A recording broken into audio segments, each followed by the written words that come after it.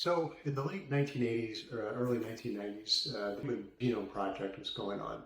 And of course, the idea for that was to um, identify all of the individual genes in the human genome.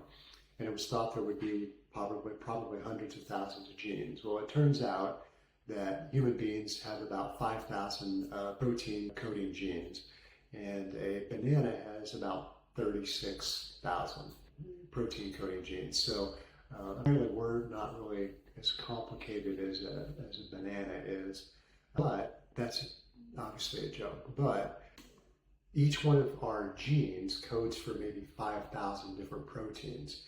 And so the field of epigenetics has evolved. And epigenetics is, what is it about our environment that determines which genes are silent and which genes are active?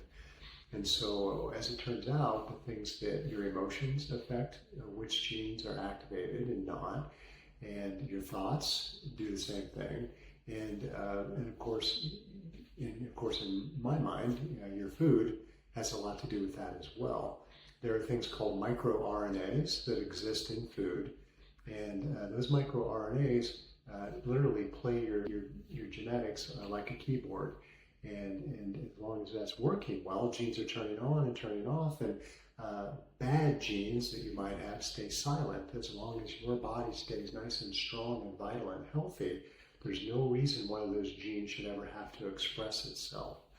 So one of the ways that proper nutrition works is the consumption of microRNAs, which turn your genes on and off. So good quality food that contains microRNAs is vitally important.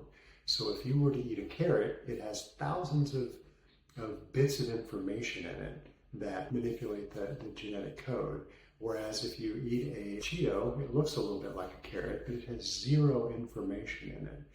So that's why I spend my days determining what kind of foods are, on an individual basis, are good or bad for a person, meaning are they setting off an inflammatory process, or are they actually helpful for your individual physiology? And I use supplements that are food-based that have a high concentration of microRNAs, and then those microRNAs manipulate your genetic code to determine whether you're going to be healthy or whether you're going to be in a disease state. So nutritional therapy is really quite sophisticated. It's just not just a matter of there's a handful of vitamins that we need. We set a minimum daily requirement for those so that we can stay alive but not necessarily be vital. And maintaining your vital energy is the most important thing you can possibly do for yourself.